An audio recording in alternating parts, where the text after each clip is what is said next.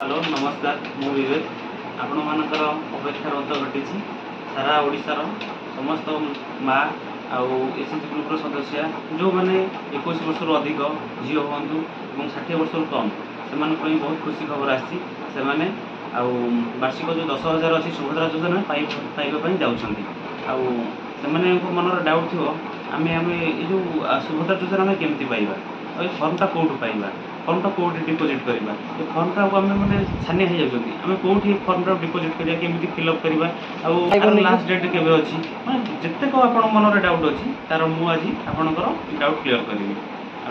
भावुँ आपण मोर मो जो आपंकर क्वेश्चन जो मन थी तार सब समाधान मो ये जो वीडियो माध्यम आप सब पाइपर आसतु आम देखा आमर अच्छी देखो यहाँ हूँ सुभद्रा फर्म देखो यहाँ हूँ फास्ट पेज यहाँ हूँ सेकेंड पेज यहीटा फिलअप करेंगे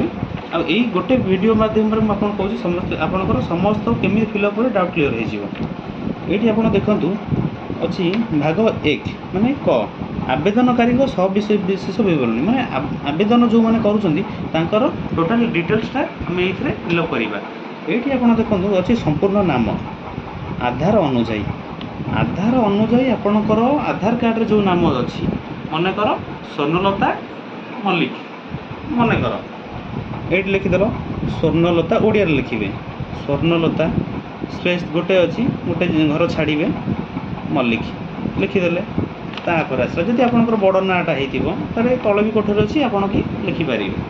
आउ अच्छी तापर सेकेंड पॉइंट देखो आधार संख्या आधार कार्ड आप देखिए जो 12 टिकिया नंबर अच्छी सेटा ये जगह भल से फिलअप कर ये जो आधार संख्या अच्छी देखो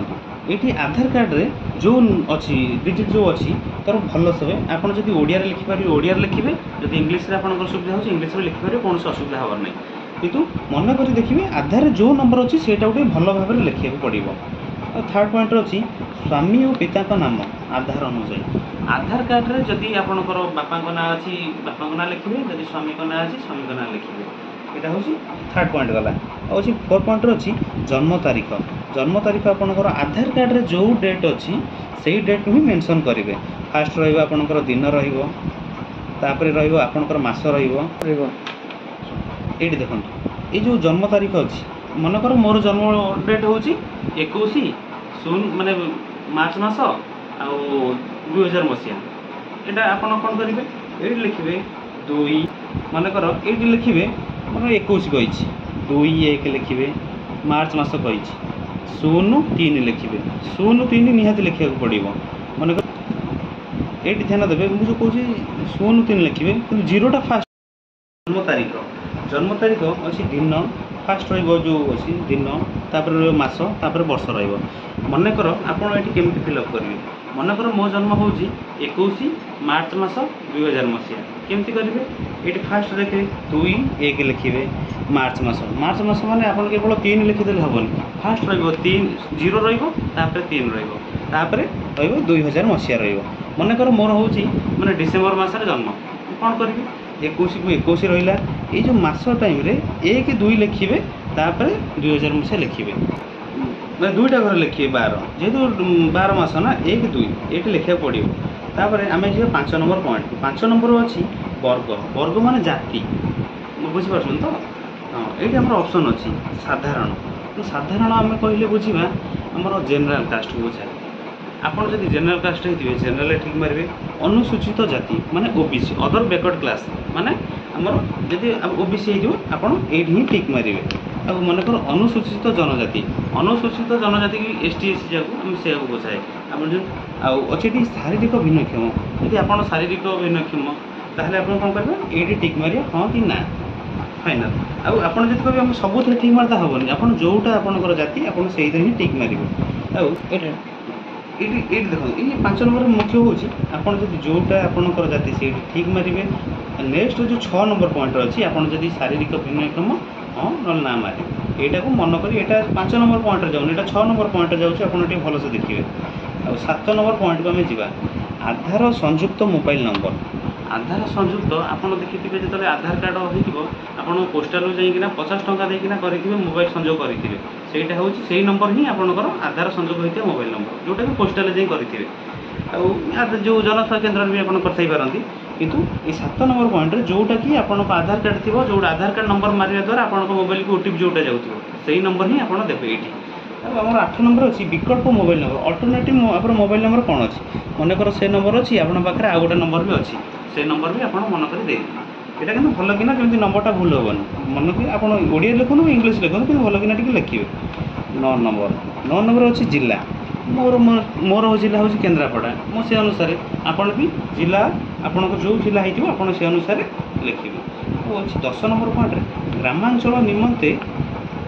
1 नंबर पॉइंट ग्राम आपणकर ग्राम कौन आपन XYZ जो गाँ होता लिखिदेवे पंचायत देला ग्राम पंचायत 6 पॉइंट ग्राम पंचायत देवे ग नंबर देती ब्लॉक आपणकर ब्लॉक कौन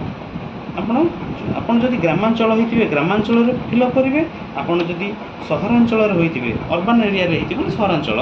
आपड़ से फिलअप करेंगे आदि आइदर ये लिखुंट ये किसी भी लिखे ना 11 नंबर स्किप करदेवे 12 नंबर अच्छी आधार सक्षम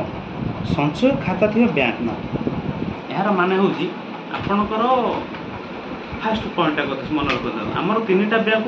माने ये जो सुभद्रा योजना नौना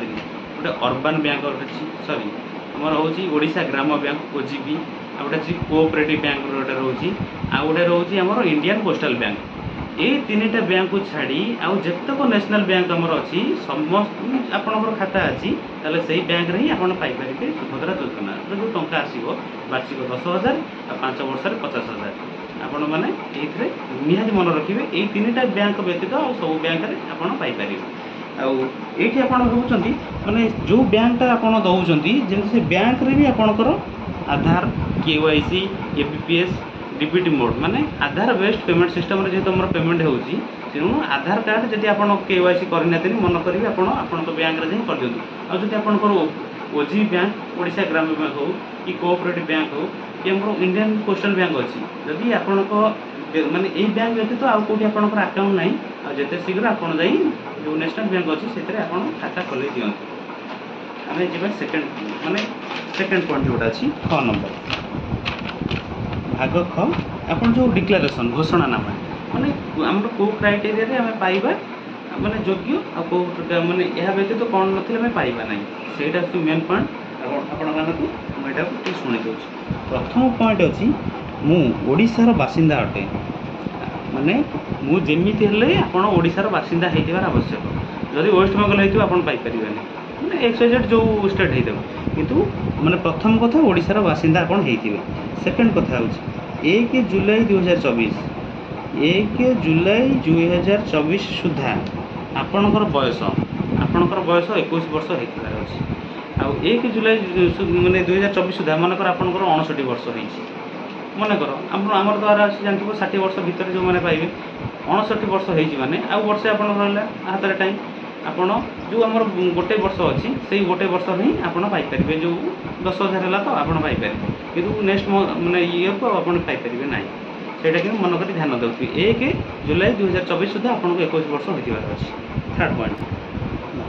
21 ବର୍ଷରୁ ଅଧିକ ହୋଇଥିବ ଆଉ 60 ବର୍ଷରୁ କମ୍ ହୋଇଥିବ ସେଇଟାକୁ ମନ କରି ଧ୍ୟାନ ଦେବେ। ଆଉ ତାପରେ ବି ଆପଣ କହିବେ ମୋର 60 ବର୍ଷ କିଛି ଦିନ ହେବାକୁ ଅଛି ଆଉ ମୁଁ ପାଇଲିନି କ'ଣ ପାଇଁ ସେଇଟା ପଛରେ କହିବି। ହଉ ଆମେ ଯିବା ଏବେ ଥାର୍ଡ଼ ପଏଣ୍ଟକୁ ଯିବା। ମୁଁ କୌଣସି ରାଜ୍ୟ କିମ୍ବା କେନ୍ଦ୍ର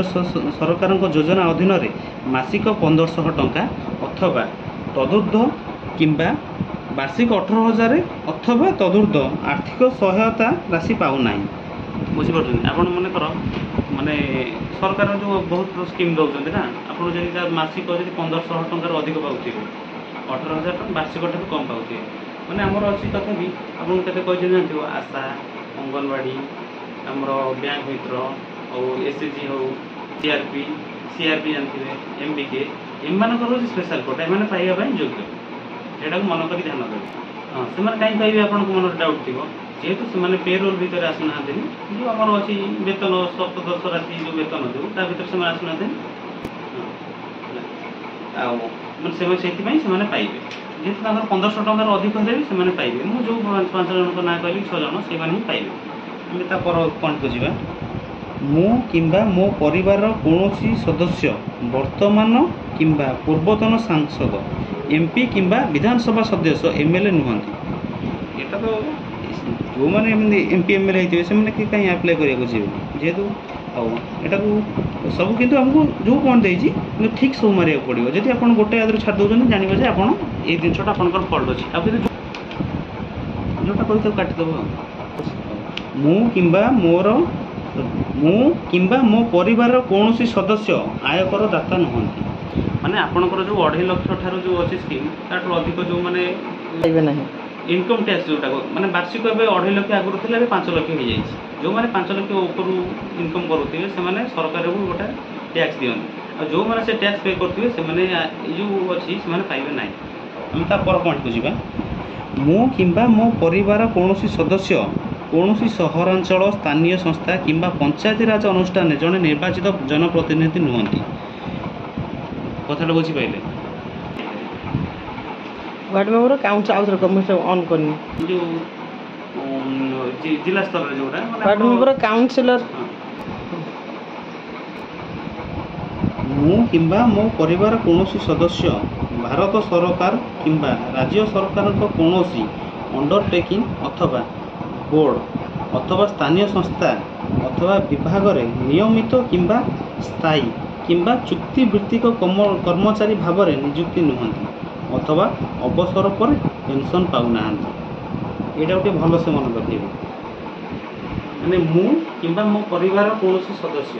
ସେମାନେ ଆମର ଯେଉଁଟା ଅଛି ସେଣ୍ଟ୍ରାଲ ଗଭର୍ଣ୍ଣମେଣ୍ଟରେ ଜବ୍ କରିନଥିବେ। ଆଉ ଏଟାକୁ ବୁଝନ୍ତୁ, ମାନେ ଆପଣ ସେଣ୍ଟ୍ରାଲ ଗଭର୍ଣ୍ଣମେଣ୍ଟ ହଉ ଷ୍ଟେଟ୍ ଗଭର୍ଣ୍ଣମେଣ୍ଟ ହଉ, ଯଦି ଆପଣଙ୍କର ପରିବାର କୌଣସି ସଦସ୍ୟ ଜବ୍ କରିଥିବେ ସେମାନେ ମଧ୍ୟ ଏଥିରେ ପାଇପାରିବେନି। ମନେକର ଆପଣଙ୍କର ଘରେ ଜଣେ ଅଛନ୍ତି ପେନସନ୍ ଦାତା, ମାନେ ପେନସନ୍ଧାରୀ ଅଛନ୍ତି, ଆଉ ତାଙ୍କ ଘରେ ଅଛନ୍ତି ଅନମ୍ୟାରେଡ୍ ମାନେ ପୁଅ ଝିଅ ଅଛନ୍ତି, ସେମାନେ ମଧ୍ୟ ଏଇ ଯୋଜନା ପାଇପାରିବେ ନାହିଁ। ଆଚ୍ଛା, ମୁଁ କିମ୍ବା ମୋ ପରିବାର କୌଣସି ସଦସ୍ୟ ଭାରତ ସରକାରଙ୍କ କୌଣସି ସରକାରୀ ବିଭାଗ ଅଥବା ଉଦ୍ୟୋଗ ଅଥବା ବୋର୍ଡ଼ ଅଥବା ସଂଗଠନ ଅଥବା ରାଜ୍ୟ ସରକାରଙ୍କ ଜଣେ ନିର୍ବାଚିତ ମନୋନୀତ ନିଯୁକ୍ତି ପ୍ରତିନିଧି ନୁହନ୍ତି। ଏଇଟା ତ ଛାଡ଼। ମୋର କିମ୍ବା ମୋ ପରିବାରର କୌଣସି ସଦସ୍ୟଙ୍କ 5 ଏକରରୁ ଅଧିକ ଜଳସେଚିତ ଜମି କିମ୍ବା 10 ଏକରରୁ ଅଧିକ ଜଳସେଚିତ ଜମି ନାହିଁ। ସାଧାରଣତଃ ଗାଉଁଲି ଯେଉଁମାନେ ଅଛନ୍ତି ଗାଁରେ ରହୁଛନ୍ତି ସେମାନଙ୍କର ଏତେ ଜମି ବି ନଥାଏ, ତଥାପି 5 ଏକର ଯେଉଁଟାକି ଆମର ଜଳସେଚିତ, ମାନେ ଆମର ନଈ ଅଛି, ନଈ ପାଖରେ ଯେଉଁ 5 ଏକର ମାନେ ଜଳସେଚିତ ହେଇପାରୁଥିବ ଯଦି ଅଛି ଆପଣ ପାଇପାରିବେ ନାହିଁ। ଆଉ ଯଦି 10 ଏକରୁ ଅଧିକ ଜଳସେଚିତ ମାନେ ଆପଣଙ୍କର ସେଟା 10 ଏକରୁ ଅଧିକ ଅଛି ଯେଉଁଟାକି ପାଣି ଆପଣ ମାନେ ପୁରେଇକିନା ମାନେ ଚାଷ କାମ କରିପାରୁନାହାନ୍ତି, ତାହେଲେ ଆପଣ ମାନେ ବି ପାଇପାରିବେ ନାହିଁ। ତାପରେ କ'ଣ ଦେଖିବା, ମୋର କିମ୍ବା ମୋ ପରିବାର କୌଣସି ସଦସ୍ୟଙ୍କ 4 ଚକିଆ ମୋଟରଯାନ ନାହିଁ। ଦେଖନ୍ତୁ ଏଇଠି ଗୋଟେ ଭଲ ପଏଣ୍ଟ ଦେଇଛି, ଟ୍ରାକ୍ଟର, ମିନି ଟ୍ରକ୍ ଏବଂ ଛୋଟ ବାଣିଜ୍ୟିକ ଯାନ ଏବଂ ଅନ୍ୟ ସମାନ ହାଲୁକା ମାଲବାହୀ ଯାନ ବ୍ୟତୀତ ଏମାନଙ୍କ ବ୍ୟତୀତ ପାଇବେ, ଏମାନେ ମଧ୍ୟ ପାଇବେ। ମାନେ ଟ୍ରାକ୍ଟର, ମିନି ଟ୍ରକ୍, ଛୋଟ ବାଣିଜ୍ୟିକ ଯେଉଁ ଅଛି ଆମର ଯାନ ଏମାନେ ସବୁ ପାଇବେ। ଆଉ ଲାଷ୍ଟ ପଏଣ୍ଟ ଗୋଟେ ଅଛି, ଦେଖ ମୋ ପରିବାରର ବାର୍ଷିକ ଆୟ 2.5 ଲକ୍ଷ ଟଙ୍କା କେବଳ 2,50,000 ଟଙ୍କାରୁ କମ୍। ଆପଣ ମନେ ରଖନ୍ତୁ ଆପଣଙ୍କର ପରିବାରର ଇନକମ୍ 2.5 ଲକ୍ଷ ବାର୍ଷିକ ଠାରୁ କମ୍ ହୋଇଥିବା ଆବଶ୍ୟକ। ଆଉ ଏଇଠି ଗୋଟେ ଭଲ ଜିନିଷ ଦେଇଛି, ଦେଖନ୍ତୁ ଆପଣ ସେଲ୍ଫ ଡିକ୍ଲାରେସନ୍ ମାନେ ଆପଣଙ୍କ ଠାରୁ ଗୋଟେ ଅନୁମତି ମଗାଯାଉଛି। ଏଇଟା ହେଉଛି ଥାର୍ଡ଼ ପଏଣ୍ଟ ଯେଉଁଟା ଅଛି, ଏତଦ୍ ବ୍ୟତୀତ ମୁଁ ନିମ୍ନଲିଖିତ ପାଇଁ ସମ୍ମତି ଜଣାଉଛି। ମୋର ପ୍ରମାଣୀକରଣ ମାନ୍ୟତା ପାଇବା ପାଇଁ UIDAI ମାନେ ଆଧାର ଯେଉଁଟା କହନ୍ତି, ସମସ୍ତେ ଜାଣନ୍ତି ଆଧାର ଯେଉଁଟା, ମୋର ଆଧାର ନମ୍ବର ଏବଂ ଜନସଂଖ୍ୟା ବିବରଣୀ ହାସଲ ନିମନ୍ତେ ମୁଁ ଓଡ଼ିଶା ସରକାରଙ୍କୁ ଅନୁମତି ପ୍ରଦାନ କରୁଛି। ମାନେ ଆପଣଙ୍କର ଯେଉଁ ଆଧାର କାର୍ଡ଼ ଅଛି ସେମାନେ ଆଧାର କାର୍ଡ଼ ମାଧ୍ୟମରେ ମାନେ ଆପଣଙ୍କର ଡିଟେଲ୍ସଟା ନେବେ, ଆଉ ଯେଉଁଟାକି ସୁଭଦ୍ରା ଯୋଜନା ବ୍ୟତୀତ କୌଣସି କାମରେ ବ୍ୟବହାର କରିବେନି। ଏଇଟା ପରେ ମୁଁ ଯେଉଁଟା କହିଲି ଏଇଟା ପରେ ଲେଖା ହେଇଛି। ଦେଖନ୍ତୁ, ଏହି ଉଦ୍ଦେଶ୍ୟ ପାଇଁ ନିଜକୁ ପ୍ରମାଣୀକରଣ କରିବାରେ ମୋର କୌଣସି ଆପତ୍ତି ନାହିଁ, ମାନେ ଆପଣ କହୁଛନ୍ତି, ଏବଂ ସମ୍ପୂର୍ଣ୍ଣ ଭାବେ ଜ୍ଞାତ ମାନେ ଆପଣ ଜାଣୁଛନ୍ତି ଯେ ନିଜକୁ ପ୍ରମାଣୀକରଣ କରିବାରେ ମୋର କୌଣସି ଆପତ୍ତି ନାହିଁ ଏବଂ ସମ୍ପୂର୍ଣ୍ଣ ଭାବେ ଜ୍ଞାତ। ମାନେ ଆପଣ ଯେଉଁଟା ଏଇଟା ଯେଉଁ UID ଯେଉଁ ପାଇଁ ଆପ୍ରୁଭାଲ୍ ମାନେ ଆପଣ କରୁଛନ୍ତି ସେଇଟା ମାନେ ଆପଣ ଜାଣିଛନ୍ତି ସେଇଟା ହେଉଛି ଆପଣଙ୍କର ଡିକ୍ଲାରେସନ୍ ଦେଉଛନ୍ତି ହଁ ମୁଁ ଏଇ ବିଷୟରେ ଯେଉଁ ମୋର ଆଧାର କାର୍ଡ଼ ବ୍ୟବହାର କରି ଯେଉଁ ମ୍ୟାପିଂ କରିବେ ସେଇଥିପାଇଁ ମୁଁ ଜାଣିପାରୁଛି, ସେଇଥିପାଇଁ ଆପଣଙ୍କର ଏଇଟା ଲାଷ୍ଟ ଗୋଟେ ସିଗ୍ନେଚର୍ ବି ଦେବାକୁ ପଡ଼ିବ। ଏହି ସୂଚନା କେବଳ ଉପରୋକ୍ତ ଉଦ୍ଦେଶ୍ୟରେ ବ୍ୟବହୃତ ହେବ। ମୁଁ ଯେଉଁଟା କହୁଥିଲି ଏହି ଉଦ୍ଦେଶ୍ୟ ପାଇଁ ନିଜକୁ ପ୍ରମାଣୀକରଣ କରିବାରେ ମୋର କୌଣସି ଆପତ୍ତି ନାହିଁ ଏବଂ ସମ୍ପୂର୍ଣ୍ଣ ଭାବେ ଜ୍ଞାତ। ଏହି ସୂଚନା କେବଳ ଉପରୋକ୍ତ ଉଦ୍ଦେଶ୍ୟରେ ବ୍ୟବହୃତ ହେବ। ମୋର ଅତିରିକ୍ତ ATM କମ୍ ଡେବିଟ୍ କାର୍ଡ଼ ଜାରି କରିବା ପାଇଁ ମୋର କୌଣସି ଆଧାର ସକ୍ଷମ ବ୍ୟାଙ୍କ ଆକାଉଣ୍ଟ ରକ୍ଷଣାବେକ୍ଷଣ କରୁଥିବା ବ୍ୟାଙ୍କକୁ ପରାମର୍ଶ ଦେବା ପାଇଁ ମୁଁ ଓଡ଼ିଶା ସରକାରଙ୍କୁ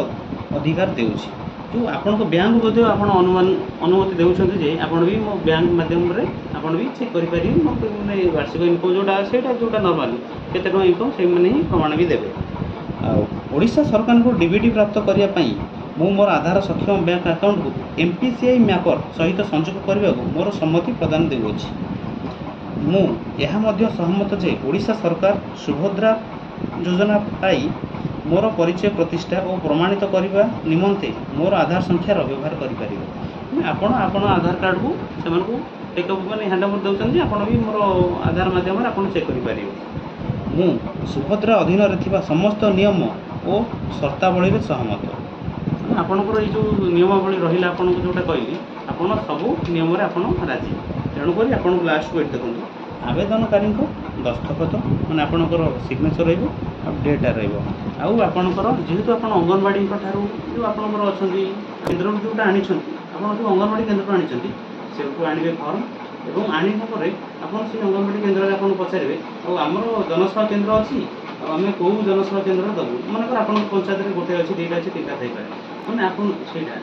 ଗୋଟେ ପଞ୍ଚାୟତରେ ତିନିଟା ବି ଆଧାର ଯେଉଁ ଜନସେବା କେନ୍ଦ୍ର ଅଛି କିନ୍ତୁ ଆପଣଙ୍କ ଅଙ୍ଗନବାଡ଼ି କେନ୍ଦ୍ରରୁ ଆପଣ ବୁଝିବେ ଆମେ କେଉଁ ଜାଗାରେ ଦେବା କାରଣ ଆପଣଙ୍କ ଗାଁ ଅନୁସାରେ ଭିଲେଜ୍ ୱାଇଜ୍ ସେ ଯେଉଁ ଜନସେବା କେନ୍ଦ୍ରକୁ ତିଆରି କରାଯାଇଛି ଆପଣ ସେଇଠି ହିଁ ଦେବେ। ଆଉ ଯଦି ଆପଣଙ୍କ ମନରେ କିଛି ଡାଉଟ୍ ଥିବେ ଆପଣ କମେଣ୍ଟ ମାଧ୍ୟମରେ ଆମକୁ ଜଣାଇବେ ଆଉ ତା'ର ବି ଆମର ସମାଧାନ ଆମେ ଚେଷ୍ଟା କରିବୁ ସମାଧାନ କରିବା ପାଇଁ। ଆଉ ଯଦି ୟା ପରେ ଯଦି କିଛି ଆସିଲା ହଁ ଆଉ ଗୋଟେ ଅଛି ଆର ଡେଡ଼ଲାଇନ୍ କେବେ ଅଛି ଆମର ଯେଉଁ ଶେଷ ତାରିଖ ଆର ଶେଷ ତାରିଖ ନାହିଁ ଯେ ପର୍ଯ୍ୟନ୍ତ ମାନେ ସମସ୍ତ ଯୋଗ୍ୟ ହିତାଧିକାରୀ ପାଇନାହାନ୍ତି ସୁଭଦ୍ରା ଯୋଜନା ସେ ପର୍ଯ୍ୟନ୍ତ ଏହାର ଡେଟ୍ ସରିନି। ଆଉ ଯେବେ ଏହାର ଡେଟ୍ ପାଇବ ଆପଣ କହୁଛନ୍ତି ଯେବେ ସମସ୍ତେ ପାଇଯିବେ ତେବେ ଜାଣିବ ଆର ଡେଟ୍ ସରିଯାଇଛି। ଆଉ ମନେକର ଆପଣଙ୍କର 21 ବର୍ଷ ରହିଯାଇଛି ଅନମ୍ୟାରେଡ଼ ଆପଣ ବି ପାଇପାରିବେ ମାନେ 21 ବର୍ଷରୁ ଉର୍ଦ୍ଧ୍ୱ ମାନେ ମହିଳା ସେମାନେ ବି ପାଇପାରିବେ। କିନ୍ତୁ 60 ବର୍ଷ ଗୋଟେ ଭଲ ଜିନିଷ ମନେ ରଖନ୍ତୁ 60 ବର୍ଷରୁ କମ୍ ମନେକର 60 ବର୍ଷ ହେବାକୁ ଆପଣଙ୍କୁ 2 ମାସ ଅଛି ଆପଣ ବି ସେଠି ପାଇପାରିବେ କିନ୍ତୁ 2 ମାସ ପରେ ଆଉ ଆପଣ ପାଇପାରିବେ ନାହିଁ। ଏଇଟା ହେଉଛି ମେନ୍ ପଏଣ୍ଟ ଏଟାକୁ ମନେ ରଖିଥିବେ। ଆଉ ଡିପୋଜିଟ୍ କୋଉଠି କରିବେ ଯେଉଁଠି ଜନସେବା କେନ୍ଦ୍ର ସେଇଠି ହିଁ ଆପଣ ଡିପୋଜିଟ୍ କରିବେ। ଆଉ ହଁ ଆଉ ଗୋଟେ କଥା ରଖନ୍ତୁ ଏଇଟା ମୋର ସଜେଷ୍ଟ ଦେଉଛି ଆପଣଙ୍କୁ ମନେକର ଆପଣଙ୍କ ପାଖରେ ଗୋଟେ ଫର୍ମ ଆଣିଛନ୍ତି ଅଙ୍ଗନବାଡ଼ି କେନ୍ଦ୍ର